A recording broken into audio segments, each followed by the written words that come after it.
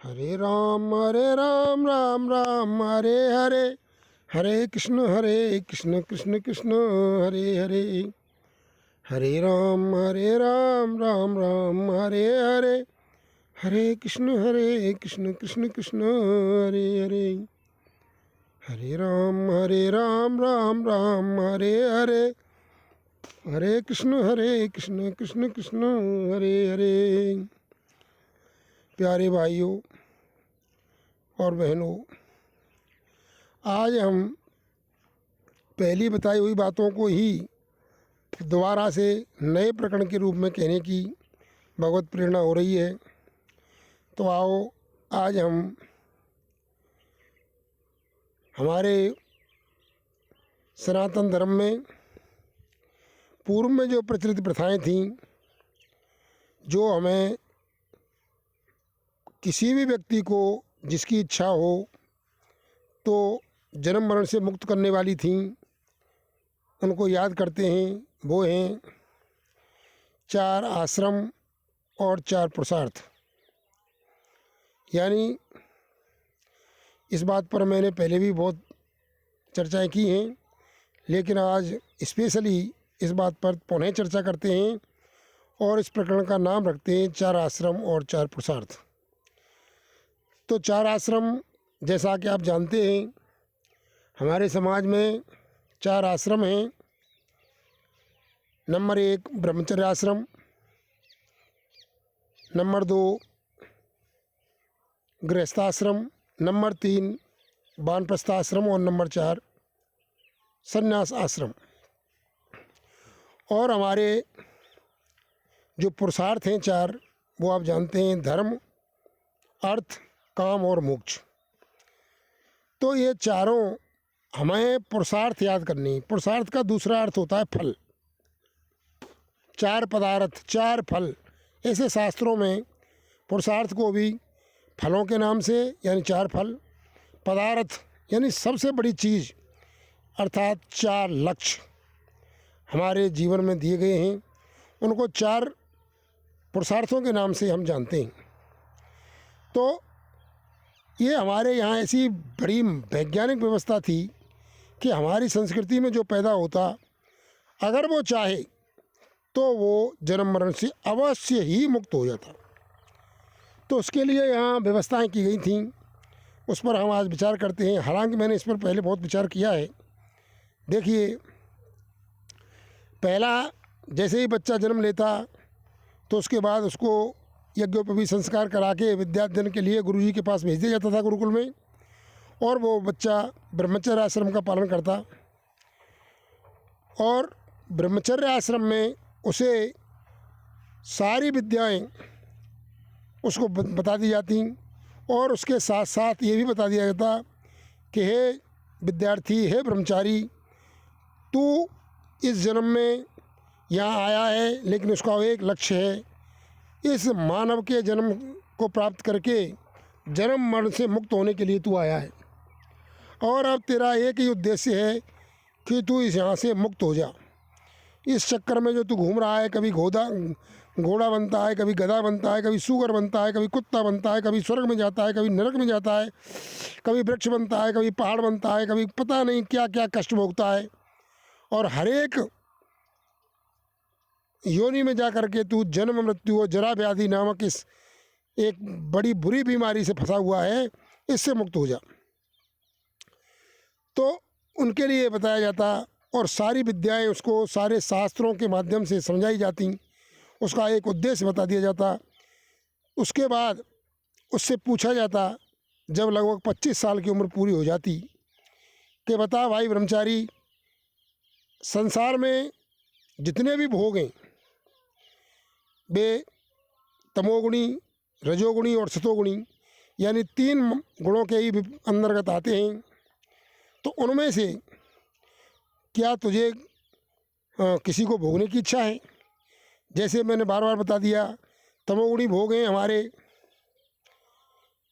अनेक प्रकार के नशा, बीड़ी, तम्बाकू, गुटखा, पान, पराग, भांग, अफीम, गांजा, चरस, हेरोइन और तमाम तरह के ड्रग्स शराब आदि, और ये सारे पदार्थ, लहसुन, प्याज, अंडा, मांस, ये मच्छी, कोई भी चीज़ हो, ये सभी तमोगुणी पदार्थ हैं। क्या इनको खाने की इच्छा है? अथवा रजोगुणी पदार्थ विभिन्न प्रकार के स्वाद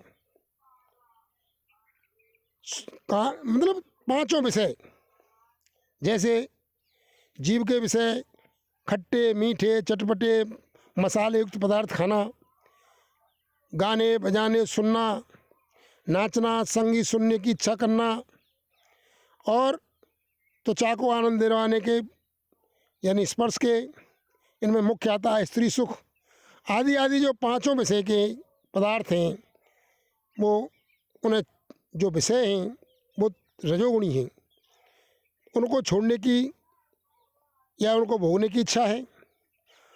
तो अगर इनकी इच्छा है तो आपको गृहस्थाश्रम का पालन करने के लिए शादी करनी पड़ेगी, और वहाँ जा कर के आप फिर यह ध्यान रखना पड़ेगा कि भाई आप गुरुकुल में ये सीख करके आए हैं कि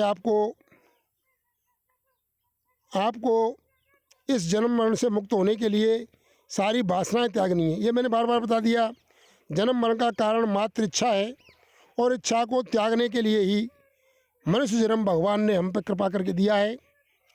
तो हमें इस जन्म मरण को त्यागने के लिए सारे तमोगुणी रजोगुणी पदार्थों को त्यागना पड़ेगा। अगर नहीं त्याग सकते उनको आप, हमारे यहाँ विद्या अध्ययन करने के बाद आपकी वृत्ति ऐसी नहीं बनी है कि आपको उनसे वैराग्य नहीं हुआ है, आपको उनसे उपरति नहीं हुई है, तो आप फिर वहाँ जा कर के शादी कीजिए, और शादी करके फिर अपना जो कार्य है, अब यहाँ आता है जब हम गृहस्थी हो जाते हैं कि भाई हम कौन से वर्ण के हैं।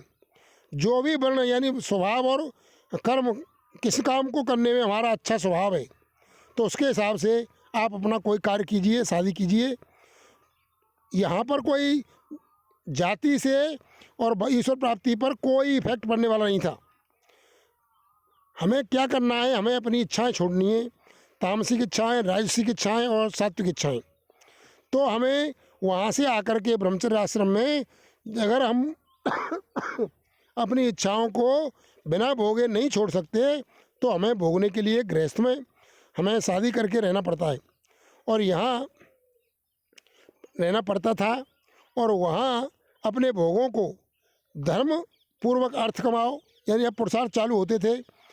धर्म पूर्वक अर्थ, धर्म कहाँ से आया? हमने ब्रह्मचर्य आश्रम में गुरुकुल में सीख लिया कि कौन सा कार्य अच्छा है, कौन सा बुरा है। तो अच्छे कार्य करके यानी धर्म को प्राप्त करके हमें अपने स्वभाव के हिसाब से हमें जो भी कर्म मिला है उसे करें। जैसे कोई सेवा करने का कर्म मिला है, किसी को यज्ञ याग कराने का कर्म मिला है, किसी को खेती करने का कर्म मिला है। आज के परिप्रेक्ष्य में देखें तो बहुत सारे हैं, कोई कंप्यूटर चला रहा है, कोई सेना में है, कोई व्यापार कर रहा है, कोई पढ़ा रहा है, कोई कुछ कर रहा है। तो ये अपनी जातियाँ या वर्ण मानो आज के हिसाब से माने तो इनसे कोई इफेक्ट पड़ने वाला नहीं है ईश्वर प्राप्ति पर, ना पहले पड़ने वाला था। तो जब वो ब्रह्मचर्य आश्रम से गृहस्थाश्रम में आएगा तो उसे मैंने कई बार बता दिया कि धर्मपूर्वक अर्थ कमाओ, और अर्थ से फिर जो अपनी इच्छाएं रह गई हैं, जो भोग की हैं, जैसे हमने तमोगुणी इच्छाओं की इच्छा ही नहीं है तो तमोगुण को तो छोड़ो, फिर रजोगुण की जितनी भी इच्छाएं उनको भोगो, और भोग करके उन्हें ये ध्यान रखो कि ये भोगनी है। छोड़ने के लिए हमें सिर्फ ये ध्यान रखना है, ये मैं बार बार बता रहा हूँ कि भाई हमें इतना भगवान ने विवेक दिया है कि उनको याद कर लो कि भाई इनमें ऐसा भोग आ रहा है, और भोग को याद करो भाई इतना सुख है इसमें, और इस सुख को प्राप्त करने के लिए अगर मैं इसमें फंसता हूँ, अगर मैं इस सुख को नहीं छोड़ पाता हूँ, तो मुझे 84 लाख योनियों में अनंत चक्कर लगाने पड़ेंगे, और बार बार जन्म मृत्यु जरा व्याधि, जन्म मृत्यु जरा व्याधि, इसमें फंसना पड़ेगा। इसलिए इन इच्छाओं में मुझे बहुत बड़ा नरक मिलने वाला है, यानी नरक यानी दुख मिलने प्राप्त होने वाला है।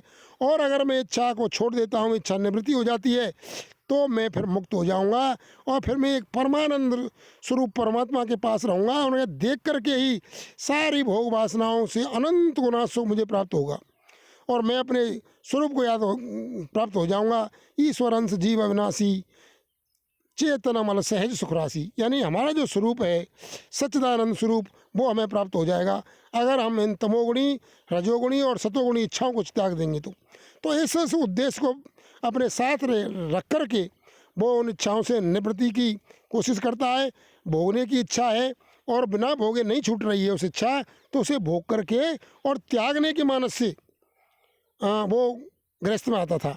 तो वहाँ धर्मपूर्वक अर्थ कमाता और धर्मपूर्वक अर्थ कमाने के बाद फिर उनसे अपनी इच्छाओं को भोगता और इच्छाओं को भोगता इच्छा छोड़ने के लिए, त्यागने के लिए। तो धीरे धीरे से क्या हो जाता है कि धर्म पूर्वक अर्थ कमाओ, यानी धर्म और अर्थ हो गया, और काम यानी इच्छाओं को भोगो और फिर उन इच्छाओं को भोगो छोड़ने के लिए, यानी मोक्ष। तो ये चारों पुरुषार्थ इस तरह से प्राप्त करने के लिए था। तो धीरे धीरे हमें गृहस्थाश्रम में ज़्यादा से ज़्यादा हमें 25 साल का समय दिया गया था कि आप 1 साल से लेकर के 25 साल तक आप विद्याध्ययन करो, यानी ब्रह्मचर्य आश्रम का पालन करो। उसके बाद 25 साल से 50 साल तक आप गृहस्थाश्रम का पालन करो। लास्ट था ये, उससे पहले भी अगर कोई हो जाए इच्छानिवृत्त तो कोई बात नहीं है। अब उसके बाद आता था वानप्रस्थ। तो वानप्रस्थ भी उन्हीं के लिए था जो गृहस्थी हैं, यानी उनकी जो कोई आसक्ति रह गई है तो उन्हें फिर 50 साल की उम्र में तो बलात् त्याग देना था। यानी इस बात को मैंने बार बार बताया है कि भाई हमें जब इच्छा भोगने से नहीं छूट रही है तो वो त्यागने से छूटेगी। इच्छा अगर हम भोगते भोगते रहने से नहीं छूटेगी तो फिर वो ये ध्यान गुरुकुल में बता दिया जाता था गुरुजी द्वारा कि वो इच्छाएं भोगने से नहीं छूट रही हैं। भोगने से अगर भोगने की इच्छा नहीं है तो फिर वो आदमी पूर्व में तपस्या किया हुआ है, उसे फिर गृहस्थ में जाने की जरूरत नहीं थी, उसे शादी व्यवहार करने की जरूरत नहीं थी। वो सीधा ही ब्रह्मचर्य आश्रम से संन्यास आश्रम में जा सकता था और गुरुकुल में रह सकता था, धर्म का प्रचार कर सकता था। वो मुक्त ही था, वो जीवन मुक्ति था।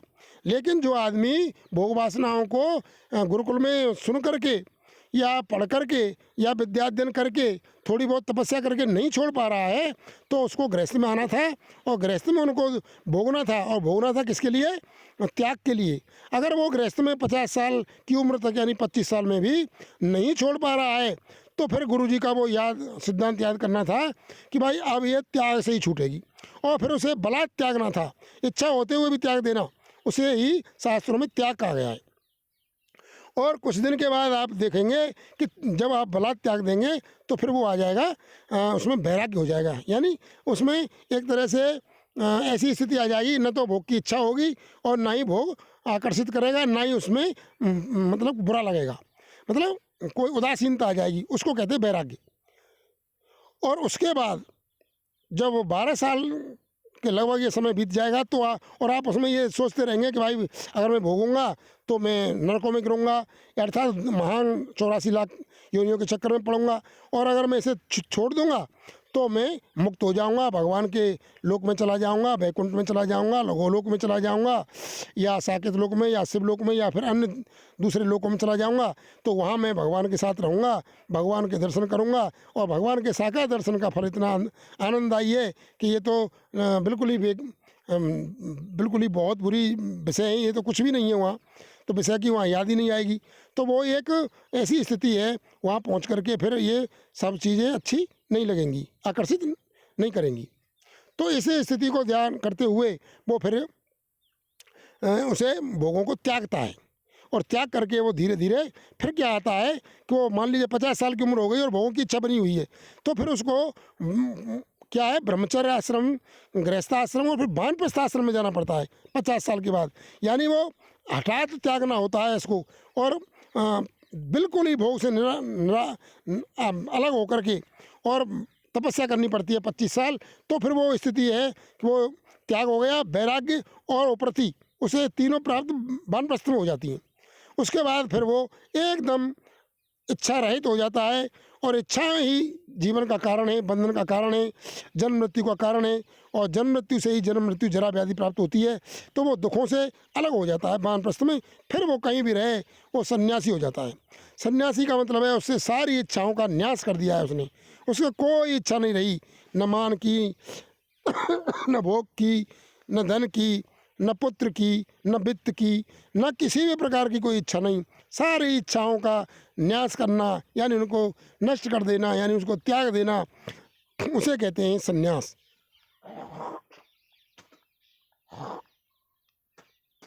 तो इस तरह से हमारे ये 4 पुरुषार्थ और 4 आश्रम थे। यानी हमें ब्रह्मचर्य आश्रम में पूरा ज्ञान लेकर के, और अगर हम इच्छाओं को त्यागते हैं तो हमें सीधे संन्यास में जा सकते हैं, और हम इच्छाओं को बिना भोगे नहीं त्याग रहे हैं तो हमें फिर ये गृहस्थ में आना है। गृहस्थ में इच्छाओं को धर्मपूर्वक धन कमा करके भोगना है, और भोगना है त्याग के लिए, उन्हें त्यागना है। अगर हम नहीं त्याग पाते हैं तो हमें वानप्रस्थ में जाना है, और वहाँ उन्हें त्याग, वैराग्य और उपरति के हिसाब से परिपक्व होना है। और वानप्रस्थ में जो तपस्या की जाती है उसके द्वारा हमारी सारी इच्छाओं का नाश हो जाता है, और उसके बाद हम सन्यासी हो जाते हैं, यानी हम जीवन मुक्त हो जाते हैं, यानी हमें मोक्ष प्राप्त हो जाता है, हम इच्छा रहित हो जाते हैं। तो इस तरह से ये व्यवस्थाएं हमारी की गई थी। 4 आश्रम, 4 पुरुषार्थ और 4 वर्ण। वर्ण का कोई भी फर्क नहीं पड़ता, चाहे हम किसी भी वर्ण के हों, लेकिन हमारे मन में ये लालसा हो कि हवाई हमें ईश्वर प्राप्ति करनी है, हमें इच्छा रहित होना है, हमें अपने परमात्मा के, जो हमारा पिता है, जो हमारा सखा है, जो हमारा मित्र है, जो हमारा बंधु है, जो हमारा सर्वस्व है, उसके पास जाना है, और भगवान इसमें हमारी मदद करते हैं। तो इन सारी चीज़ों को करने के लिए हमारी ये व्यवस्थाएं थीं, तो मैंने आपको ये बताई। और इसमें मेन सहायता करता है भगवान की शरण लेना।